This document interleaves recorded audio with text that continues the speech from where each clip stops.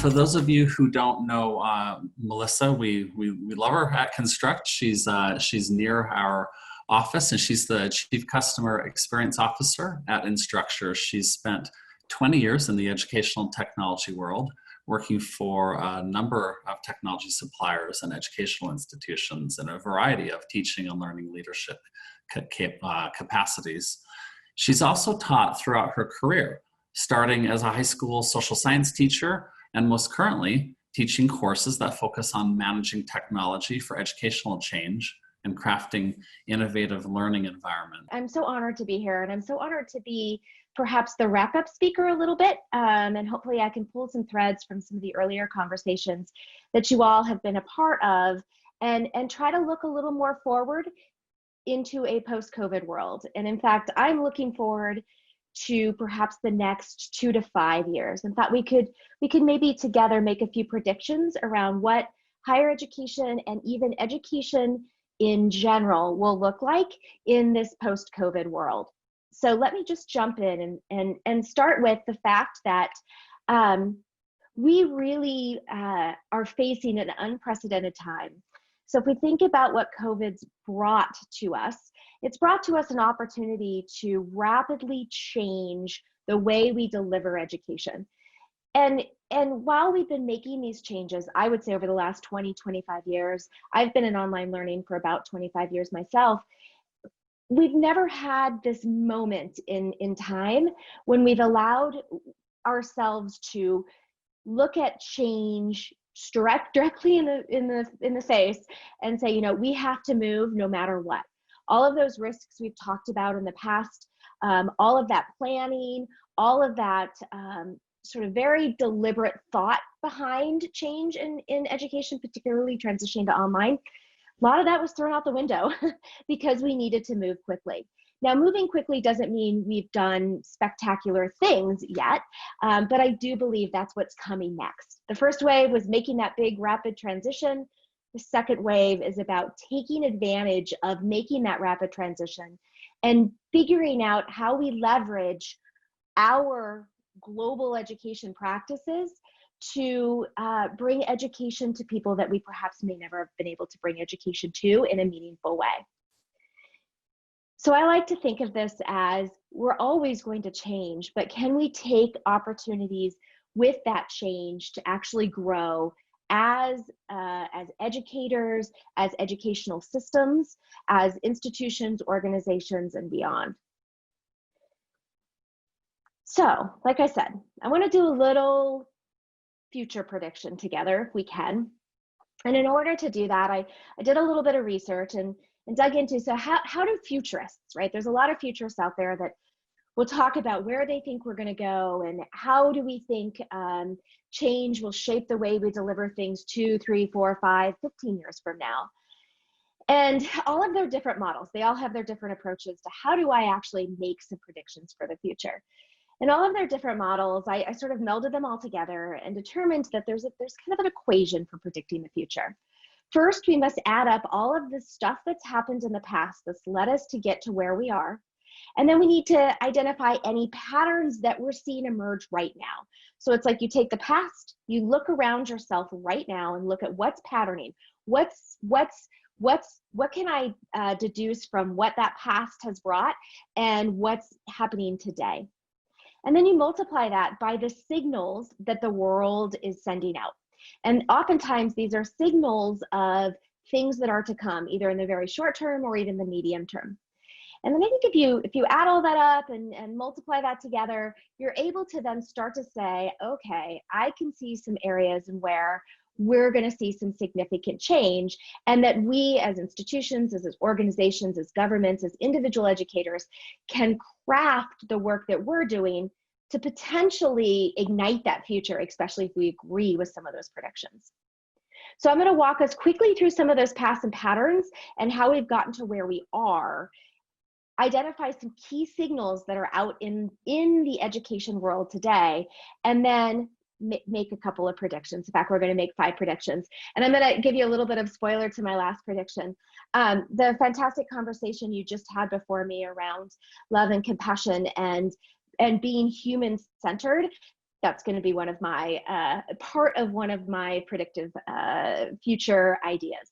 So anyway, passing on from the spoiler, let's talk a little bit about what the past and patterns look like. And this is just going to be a very quick reflection back into what's happened over the last 10, even 15 years. And in education and in learning in general, doesn't matter if you're in a corporate setting or in a traditional, K through 12 or school setting or higher ed or FE setting, what we've seen is this proliferation of availability. And I'm going to say that's a foundational component to where we will go in the future. But if you think about it, I think about my college education, I think about my graduate education. I didn't have email until I was in graduate school, and Wi-Fi wasn't prolific, or access wasn't prolific. That was still era of dial-up. And we will get to digital divide, because I know we have some challenges yet still to face with this. But this idea that the proliferation of access, that's huge. And that's a really important thing we need to acknowledge in our past, because it will help us shape the future. Similarly, we've seen in the last 10 years the emergence of cloud computing in education. Now, cloud computing has been around for longer than that, but in education, we've really started to adopt this concept of being able to leverage the cloud, not just for how we support the technologies that we leverage, but also for how we do our research, how we connect with one another, it's going to be the future of how we store assets, especially learning assets and learning records.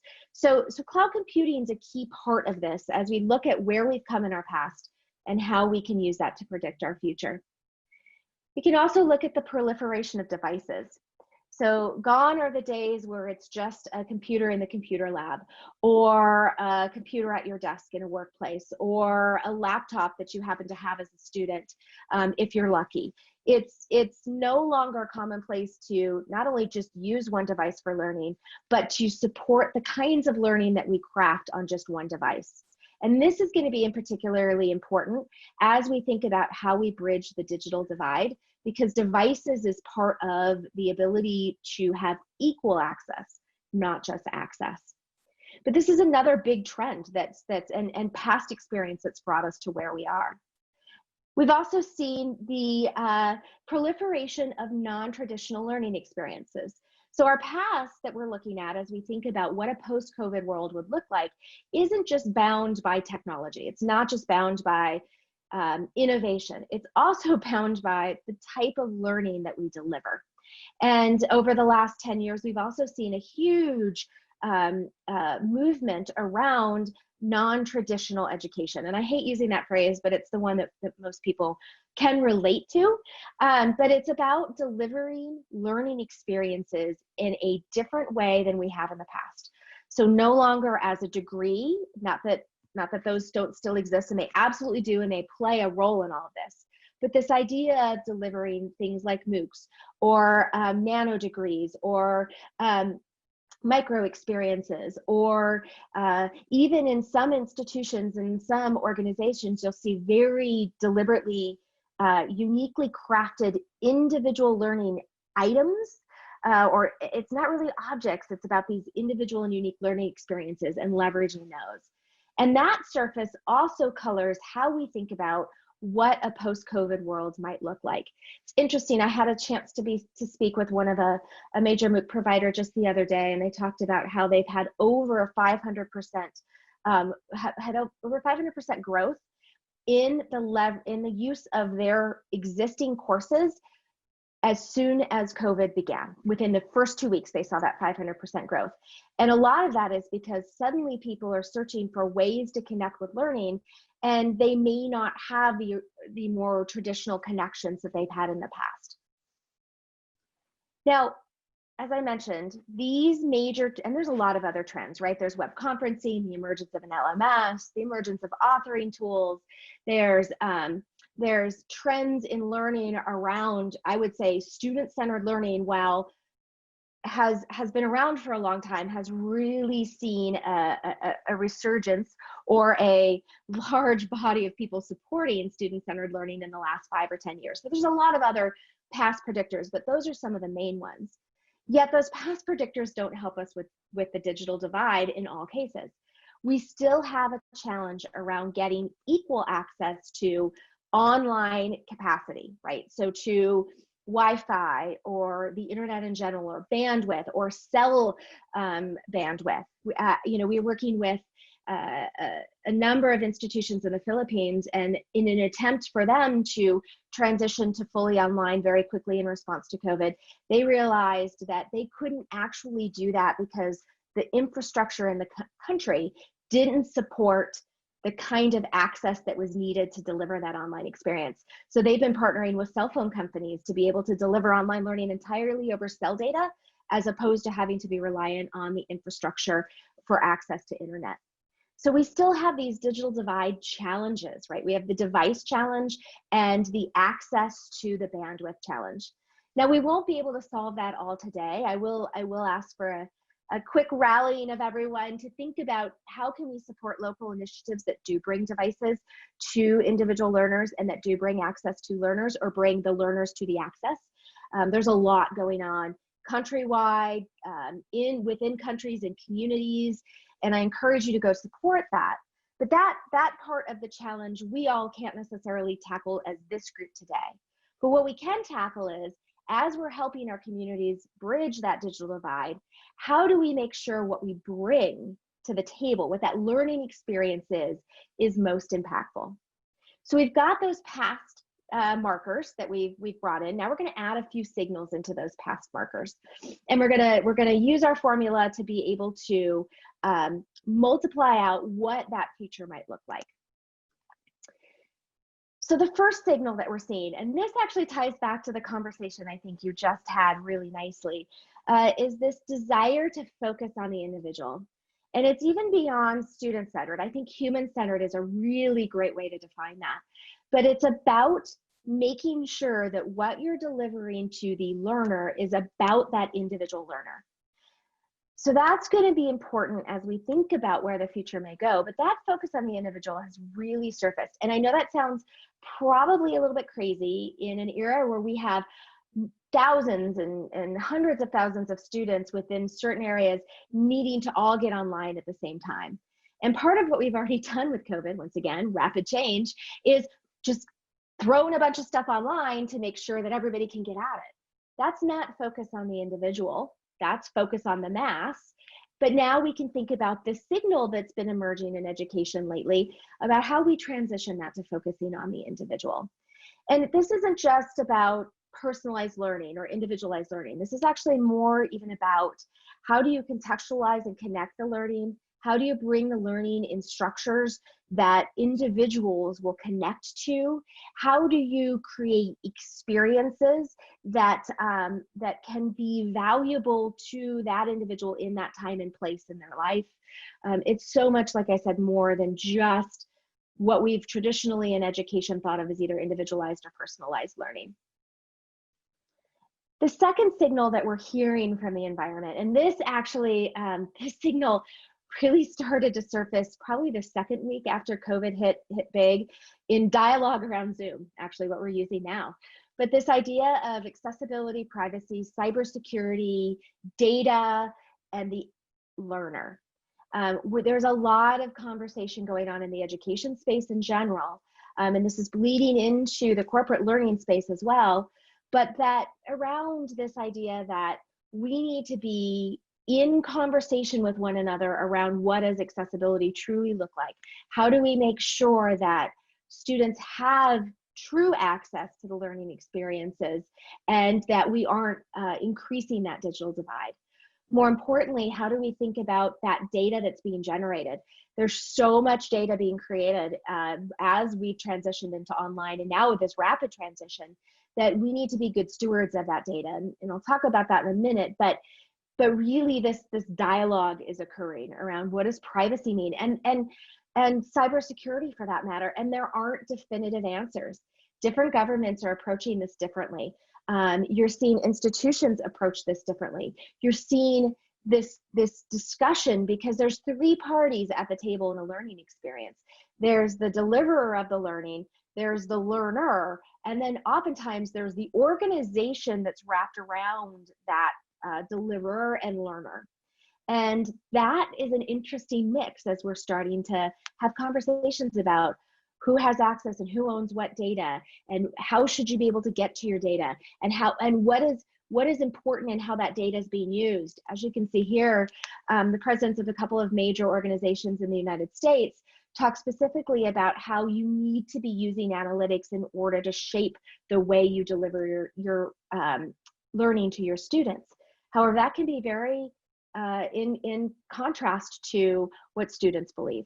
So this is the second signal as you're thinking about not only just what have we done in the past, but what are the conversations out there in the world that are shaping where we're going.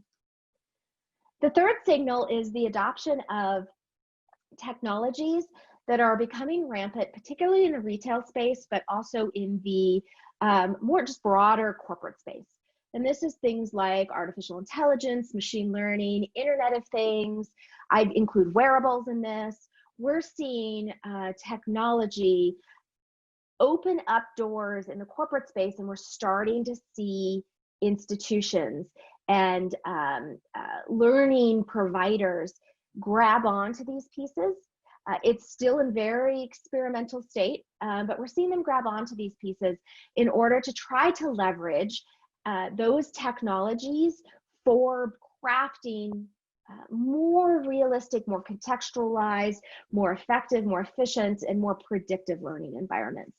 So I think we'll see more of this. We're just at the cusp of this though, and there's a dialogue around this, and this ties back into that second signal around what should we and shouldn't we be doing as we're leveraging these technologies.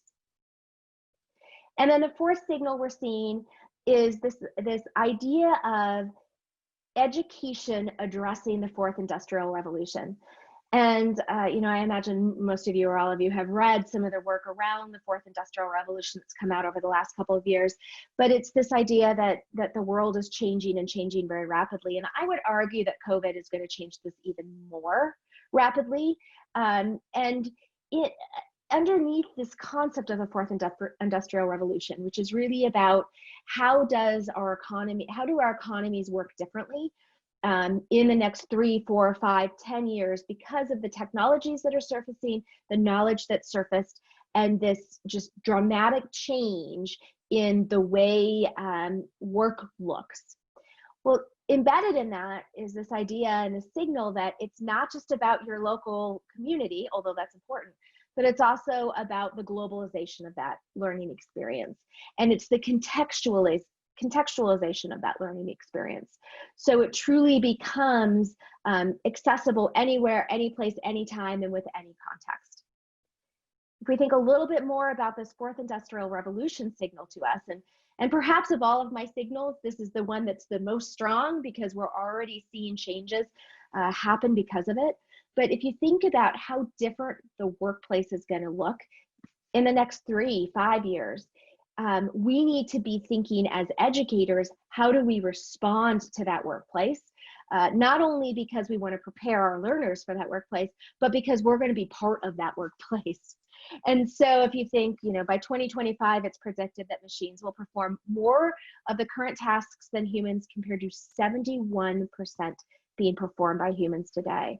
That quote alone to me says, wow, I need to be thinking differently about what I'm bringing to my learners and how I'm bringing those. And then if you just think about the types of jobs and the transition of jobs very rapidly, once again, I think COVID increases this even more. That's a really important signal for us to respond to. So if we think about that past those 4 signals, we can start to predict what the future might bring. And then how can we craft the right kind of learning experiences, learning environments?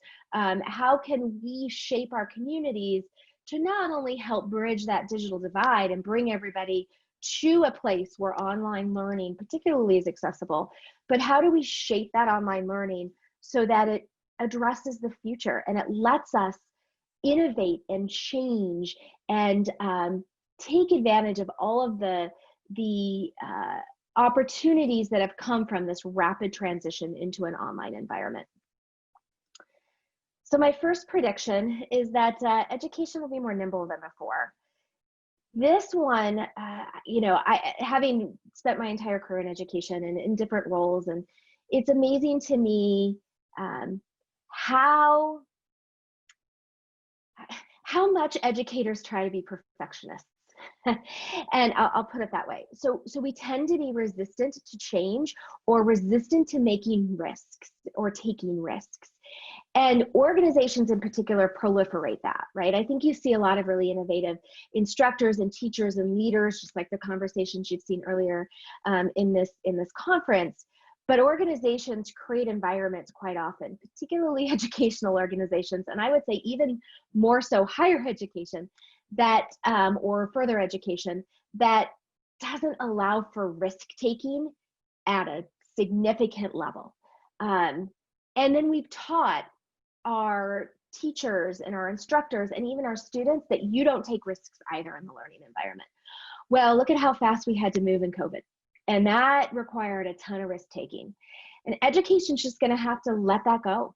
And in order to move forward and to develop the right kind of environments, education's going to have to be willing to support people to take risks, to allow people to talk about the risks, to allow people to fail and talk about those failures, learn from them, and then rapidly evolve. If we are not ready, and I think this is most important for organizations, you're going to see with each of my predictions who I believe must be ready, most ready for this. But in this case, it's got to be organizations, because they have to create environments where people are willing to make changes, to innovate, and to take risks. The second prediction is that learner experience is going to rule the day. It's not just about delivering and creating content.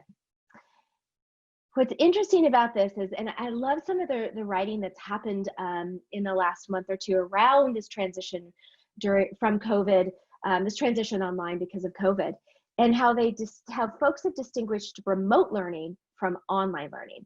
And I'm so appreciative of that, because having been a forever online learning teacher, I like to believe that I don't just put what I do in my classroom online and call it online learning, but that I create and leverage and use technologies to help me build an experience that could only be delivered online, and that is unique and incredibly powerful.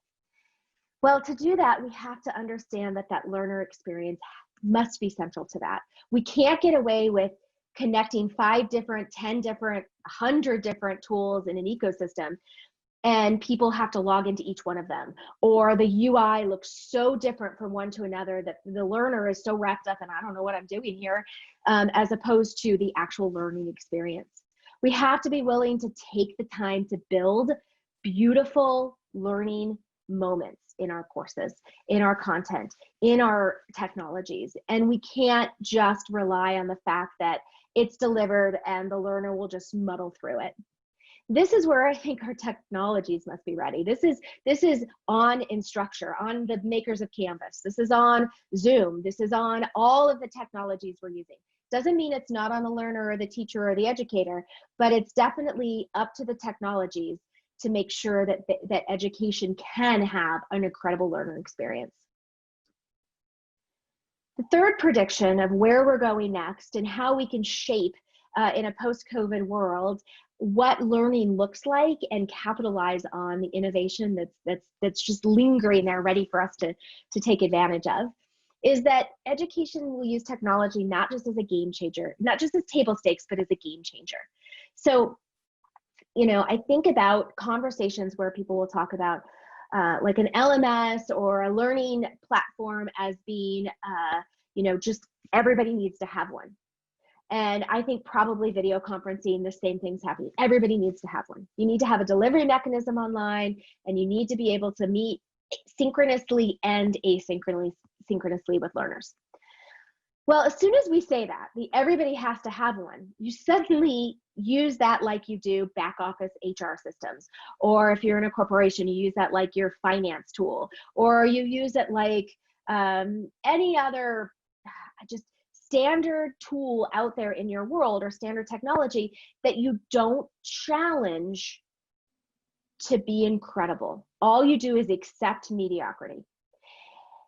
We, and I believe education will do this, will use technology as a game changer. And that will help us not only be able to ensure we're crafting beautiful learning experiences, but it will also help us think about or rethink about our practices.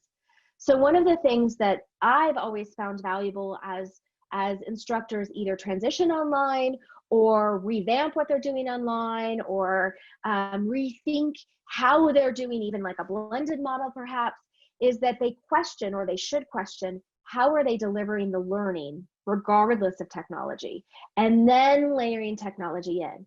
That's a game changer world.